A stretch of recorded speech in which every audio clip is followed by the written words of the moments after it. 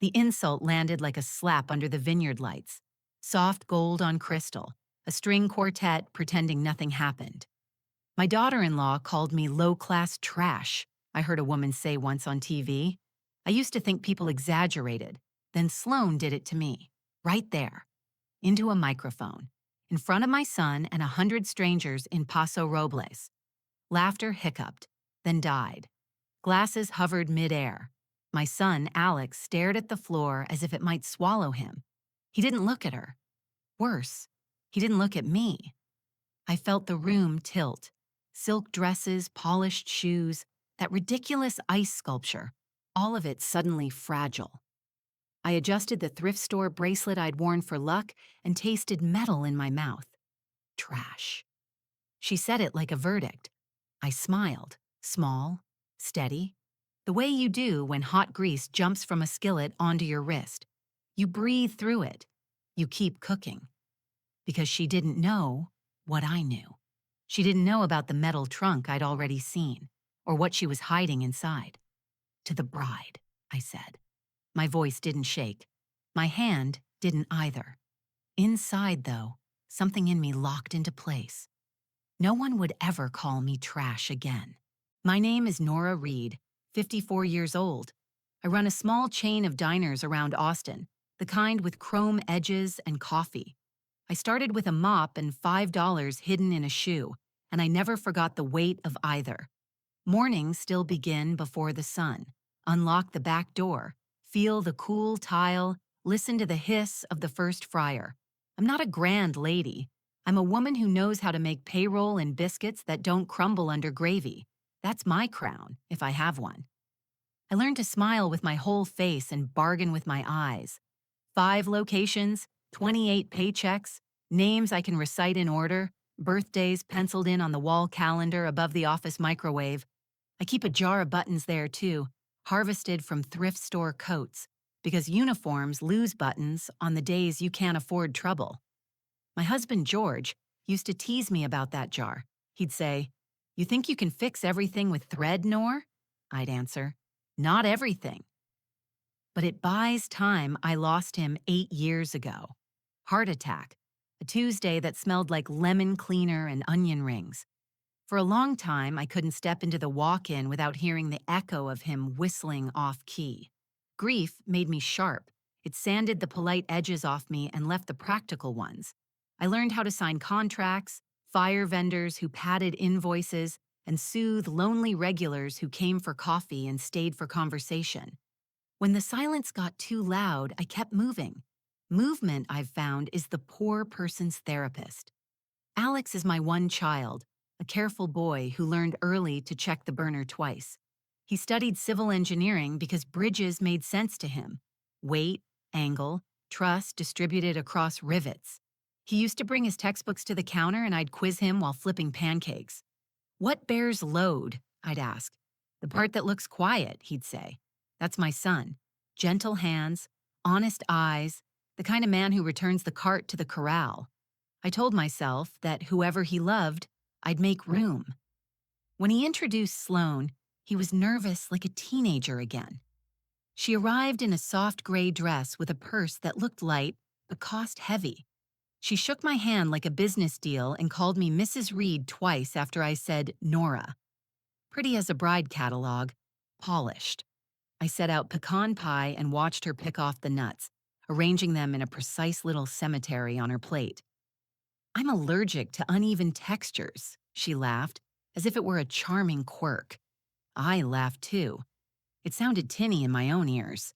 She said she worked for a biotech firm in Dallas. Her words came clean, practiced, the kind you print on glossy brochures. When I asked what she did day to day, she raised an eyebrow. "Strategic partnerships," she said, as if that should be enough. Maybe for some people, it is. In my world, day to day means who cleans the grease trap and who checks the freezer gasket. I noticed the way she measured the diner, the scuffed floor, the uneven neon, the wall of Polaroids of regulars. It felt like a real estate appraisal I hadn't asked for. The first time she visited the flagship diner, she arrived 2 hours late with parents who smiled like actors waiting for their cue. They told impressive stories in immaculate shoes. I wanted to be happy for my son, and I tried. I set down plates and filled glasses and kept my ears open. When people are nervous, they talk in circles. These two talked in straight lines that never touched each other. Every detail was perfect. Only lies strive that hard. Still, I told myself to be generous, to wait. Waiting is a virtue in cooking and sometimes in love. But Sloane marked me with her eyes. She clocked the thrift store bracelet I love, the waitress who says sugar, the jar where we keep tips for the line cook's new baby. Her smile thinned each time Alex reached for my hand to tell a story. I recognized that smile. I'd seen it on women who order sparkling water and disdain, who treat kindness like a stain to be scrubbed out. There are insults you hear and insults you feel. With Sloane, I mostly felt them, in the way she corrected my grammar, in the way she asked if we'd considered rebranding. After that engagement dinner, Alex apologized for her lateness, her tone, the way she flinched when the busboy dropped a fork. "She's stressed, Mom." Big project. He looked so hopeful I wanted to stitch that hope to the inside of his jacket, keep it safe from weather. I kissed his cheek and said, "Of course." Then I wiped tables until midnight, the rag growing heavy with soap and restless thoughts. There are moments when a woman hears a future snapping its fingers. That night I heard it. If Sloane was measuring me, I needed to find out what ruler she used and who handed it to her. The night of the engagement dinner sits in my memory like a bruise I keep pressing. Have to check if it still hurts. I'd spent 3 days preparing for it. Ordered the good linens from the supplier in San Marcos, borrowed crystal from my neighbor, and cooked until the kitchen walls sweated butter and pride. Every pie crust was brushed with cream by hand. Every napkin folded into a triangle so sharp it could slice your guilt in half. By 5 o'clock, the diner glowed like a fairground. My regulars had helped string up lights, and my cook, Benny, brought wildflowers from his mother's yard. Sunburned zinnias and Queen Anne's lace. "Looks fancy enough for royalty," he said, grinning. I told him the only royalty coming tonight was my son, and maybe that girl who'd caught him. Sloane texted at 7, "Running a bit late." So sorry by 9, when the roast was cooling and the gravy had formed its skin, she finally swept in, perfume like cold rain on metal. 2 people followed. A man and woman, tall, elegant, too polished for our diner's chrome booths. She introduced them as her parents. I remember the man's handshake, limp, measured. The woman's eyes darted like a clock hand. "Lovely place," Sloane said, looking around. Her tone made place sound like a euphemism for something sticky. Alex jumped up, nervous. "Mom cooked everything herself," he said, eager, proud. "How quaint," she murmured. "You really do everything by hand." It was the way she said hand, like I dipped it in something unclean. Dinner began with stuttering conversation. Her parents told stories about Paris and yachts, but the details didn't fit. When I asked what part of Paris they loved most, the man blinked.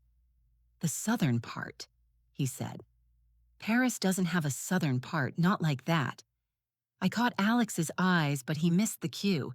He was watching her, as if the way she sipped wine could teach him how to belong. Halfway through dessert, I stood to make a toast.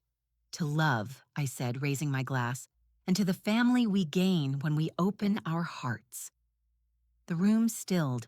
Sloane smiled, sugar on glass. "Family," she echoed, such a formal word for something this small. The air split. The waiter froze with a pitcher mid-pour. Her parents stared into their plates. Then she leaned closer, the scent of money and disdain curling off her. "Just a widow with diners pretending to be a lady," she said softly, but not soft enough. Laughter trembled, then stopped altogether. Alex's fork clinked. His face drained white. "Sloane?" "Oh, lighten up," she said brightly, raising her flute. "It's a joke." No one drank. I smiled the way I always do when grease pops. Small, tight, controlled. "Every joke shows a little truth, dear," I said. You just have to listen close. Later, when the guests had gone and the plates were stacked like casualties, Alex came into the kitchen, his tie hung loose, his voice small. She drank too much. You know she didn't mean it. She called me trash, Alex. He stared at his shoes. The silence between us was heavier than any insult. It wasn't just disbelief, it was doubt. That night, I lay awake listening to the hum of the refrigerator. My husband's side of the bed felt colder than usual. I'd spent my whole life fighting to be taken seriously, as a businesswoman, as a mother, as a human being. And now my own son was ashamed of me. For the first time since George died, I felt truly alone. Around 3 a.m., I picked up my phone and called the only person who ever knew what to do when life turned rotten. Tessa Monroe. Tessa and I go way back to when I was still learning to keep my lies neat. She'd gone straight, more or less, after her brother got tangled in one of those romance investments that cleaned out his savings. Now she worked as a private investigator, the kind who could trace a whisper to its source. She answered on the third ring, voice raspy from bourbon and sleep. "If you're calling at this hour, Nora, somebody's dead or about to be." "Maybe about to be," I said. "My future daughter-in-law." The next morning, she showed up at my diner before opening, wearing aviators and holding 2 coffees. "Tell me everything," she said. By noon, she'd already dug into the first thread. The biotech firm Sloan supposedly worked for. Nothing. The HR manager had never heard of her. The address on her resume was an empty lot. Even the college she bragged about had no record of a Sloan Carter. Tessa leaned across the booth. "Your girl's built out of smoke." We followed her after that. She didn't drive to Dallas every week like she told Alex. She drove to a rundown complex outside Austin. Her neighbors thought she worked events. She came home late, always alone, carrying designer bags that looked real but weren't. A week later, Tessa called. "You won't believe this. She's renting a storage unit under the name Mara Lane." The words punched me harder than Sloane's insult ever had. Mara Lane, the kind of name you pick when you're running. We went there that evening. Me in jeans and a ball cap, Tessa with a crowbar and a grin. "You sure you want to see what's behind this, Nor?" "I've been sure since she walked into my diner," I said. Inside, the unit smelled like metal and secrets. In the center sat a steel trunk with 3 locks. My hands shook when we pried it open. Inside, dozens of fake IDs, some with Sloane's face, others with different names. Emma Wells, Grace Tyler, even a brunette wig folded neatly beside them. Stacks of notebooks listing targets, copies of wedding contracts, bank statements from the Cayman Islands. One folder caught my eye, labeled neatly, "Alex, Access, Merge, Transfer." My breath hitched, my boy's name, and among all her cons.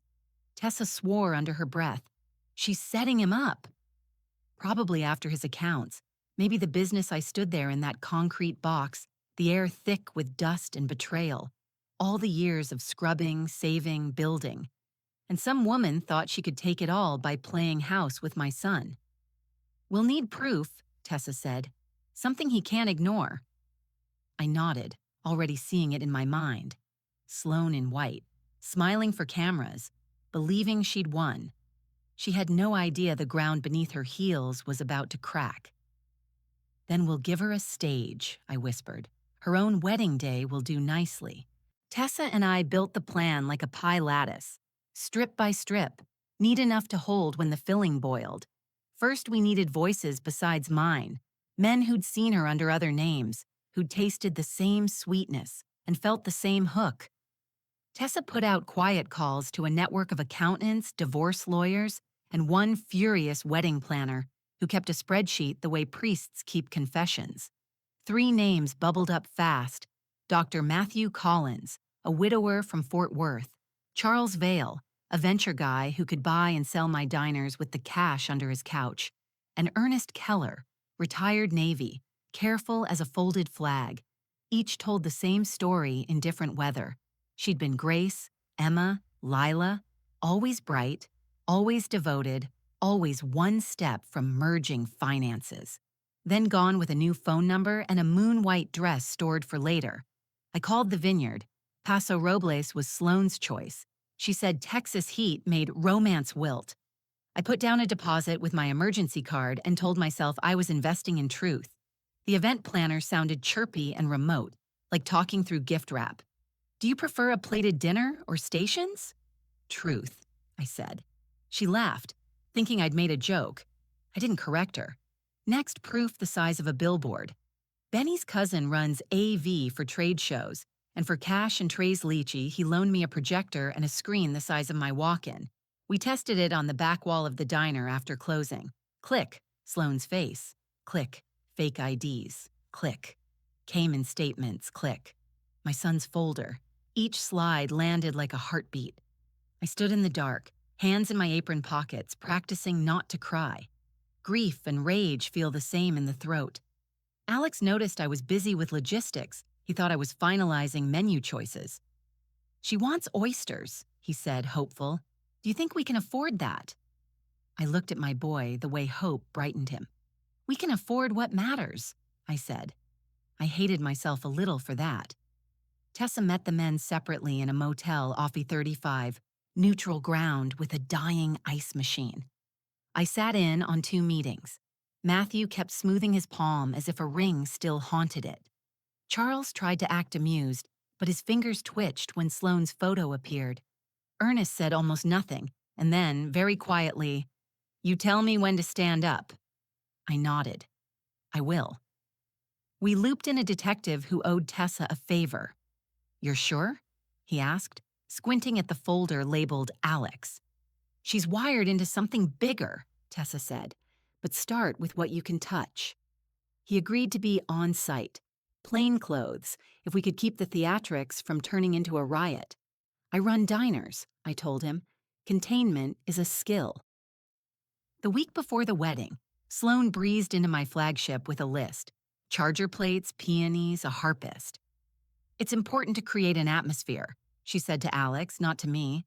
People behave better in beautiful places. I saw her eyes snag on the jar of buttons in my office as we passed. She smiled without warmth. Keepsakes? Insurance, I said. She tilted her head. Against what? Entropy. She laughed. How quaint. At night, I practice my part. Not the avenging speech, anger is easy, but the steady one. The one a mother gives her son when the world changes shape in a single breath. I ironed napkins at 2 a.m. and whispered, "You did nothing wrong." Love is not a mistake. Trust is not a flaw. Steam rose like a blessing I wasn't sure I deserved. On the morning we flew to California, I packed light. One dress the color of unsweet tea, sturdy shoes, a copy of the storage key on a chain around my neck. In the airport bathroom, I looked at my face under the fluorescent honesty of travel. 54 looks softer on women who are not worried. I pressed cold water to my wrists and told the mirror, "You've carried heavier." When we did the rehearsal. White suit, sunglasses, a kiss that barely touched Alex's cheek. "Parents can sit there," the coordinator chirped, pointing. "Her parents won't make it," Sloane announced. Sorrow poured from a crystal decanter. Switzerland, unavoidable. I felt Tessa's attention sharpen beside me like a knife turned under a light. The night before, I met with the 3 men in a rental cottage that smelled of lavender and old secrets. I poured coffee and laid out the order like plates on a pass. Matthew first, speak plain, no flourish. Charles, you go second. Admit your part without apology. Ernest, you're the anchor. When you stand, the room will hush. Don't waste it. They nodded. I handed them each a folded sheet with timing and a phone number for the detective. If she runs, I said, we let the law do its work. What if your son hates you after? Matthew asked gently. I looked at my hands. He won't, I said. Then, because I don't lie to widowers, I added, but it will hurt. For a while, morning came smelling like grapes and money. I pinned my hair, put on the thrift store bracelet, and slipped the remote for the projector into my clutch. When I stepped onto the lawn, Sloane sailed over, all teeth and grace. Try not to cry, she said. Tears make for bloated photos. I smiled. I'll manage. I kept close enough to watch the seams. Her vows were polished, her laughter just late enough to seem spontaneous. But when the quartet struck up and the servers lifted domes, I saw her scan the room like a general. Exits, angles, allegiances. War faces hide under veils, too. As the sun began to slide, the air turned to gold, the exact color of a lie that wants to be believed. I found Alex near the bar, straightening his cufflinks the way he did before big exams. "You okay, baby?" I asked. He squeezed my hand. "Happiest day of my life," he said, and I felt something in me crack. "Then let's make sure it stays yours," I whispered. Tessa touched my elbow. The projector waited behind the floral arch, cables snaked under linen like roots. The detective stood by the caterer's tent, a guest in a navy suit. The three men were in position. When Sloane lifted her glass for the thank you speech, her smile gleamed so bright you could have lit cigarettes from it. "To love," she sang, "to new beginnings, to families, old and new." "Now," Tessa breathed. I stepped forward, heart steady as a metronome. "Before we drink," I said, a few words from guests who traveled far. Sloane's eyes flicked to mine. For the first time, I saw a shadow of calculation misfire. "Dr. Collins?" I said. He stood. The room turned, curious, expectant, unaware of the ground softening beneath their shoes. Dr. Collins adjusted his tie like it had betrayed him and cleared his throat. "My name is Matthew Collins," he said, voice trembling but proud. 2 years ago, I was engaged to a woman named Grace Tyler. I thought she was the love of my life. She vanished the night before our wedding, along with $80,000 and my grandmother's ring. He turned toward Sloane. "That woman is standing right there." The crowd rippled like wheat in wind. Some laughed nervously, thinking it a stunt. Others gasped outright. Sloane froze mid-smile, glass halfway to her lips. Charles Vale rose next, suit crisp, fury hidden behind charm. "I knew her as Emma Wells," he said. "She called herself a marketing consultant. Said she'd help me diversify assets. She diversified them all right into her own account. I filed a police report last March. Cameras began flashing. Guests whispered like bees trapped in lace. The quartet faltered, one violin note hanging too long. Then Ernest Keller stood. No preamble, no theatrics. She called me captain," he said. "Told me I made her feel safe. I mortgaged my house for her startup dream. When I tried to call, the number was dead." He looked straight at Sloane, jaw hard. "You left my dog at the vet, unpaid." That broke something in the room. People gasped. A few cursed under their breath. Sloane's mask flickered. She set the champagne flute down with surgical care. "This is absurd," she said, voice thin. "These men are delusional. Alex, tell them." My son blinked, caught between nightmare and daylight. "What are they talking about?" "That," I said softly, "is what we're about to show." Tessa hit the lights. The screen behind the arbor flared to life. Slide after slide, fake IDs, passport photos, the metal trunk glinting under flashlight, account numbers, even the folder marked Alex. Access, merge, transfer. Murmurs grew into a low roar. Someone dropped a glass. Sloane's calm melted. "You have no idea who you're dealing with," she spat, stepping toward me. "There are people above me, powerful people. You think this ends with me?" I didn't flinch. "It ends when you stop running." That's when the sirens wailed beyond the vines, long and certain. Uniformed officers crossed the terrace, led by the detective. "Sloane Carter, you're under arrest for fraud and identity theft." She turned, searching for exits that no longer existed. "Alex!" she cried. "They're lying!" She planted this. My boy looked at me. "Mom." I didn't speak. I simply opened my palm and let him see the storage key hanging on the chain, the same one we'd used to open her trunk. The truth glinted between us. As they cuffed her, she leaned close, voice suddenly quiet and precise. Tell your son about your 5 years as Eleanor Kramer, before you became St. Nora. For a moment, everything blurred. The vineyard, the guests, the noise. My heart stumbled. She'd found it. The past I'd buried under new paint and diner grease. When they took her away, flashbulbs burst like fireworks. The crowd dispersed in uneasy murmurs, half gossip, half pity. The music never resumed. Later, when the tables were bare and the moon pressed against the windows, Alex sat at the edge of the dance floor, staring at the ring she'd thrown. It glittered in the grass like a tiny wound. He didn't look up when I approached. Mom, what did she mean? I sat beside him. The night smelled of spilled wine and smoke. She meant I wasn't always the woman you know, I said. He turned, eyes raw. Tell me.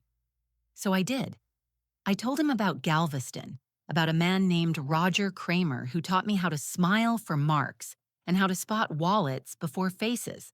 I told him about the years I spent as bait for gamblers too rich to care, and how George, his father, walked into that bar one night, saw through the act, and gave me a chance to start clean. I changed my name, I said. I earned every honest dollar since. But those years happened. He was silent so long I could hear the vines creak. Finally, he said, So you and she weren't that different once? No, I answered, but I chose to stop. She didn't. He nodded slowly, the way a man does when the world rearranges itself in his mind. Then he took my hand and held it, rough palm against mine, no judgment, just grief and understanding. Somewhere beyond the vines, the police cars pulled away, blue lights fading into the dark. The vineyard smelled of crushed grapes and endings. I looked at my son, grown but still my boy. Sometimes, I said, trash is just gold that stops shining for a while. The trick is knowing when to polish and when to throw it out. He laughed once, hoarse. You're not trash, Mom. I know, I said, but it took me 54 years to believe it. The next morning, I flew home with my suitcase half full of what-ifs. The papers called it the Vineyard Con Bride. They mentioned my diners once, misspelling the name. I didn't care. I had my son, my truth, and the silence of knowing I'd done what needed doing. What I didn't have, what I still don't, was peace. Because a few weeks later, the story wasn't finished yet. 3 weeks later, just when the headlines began to fade, she came back. It was early morning, the cafe still half dark, coffee brewing slow and steady.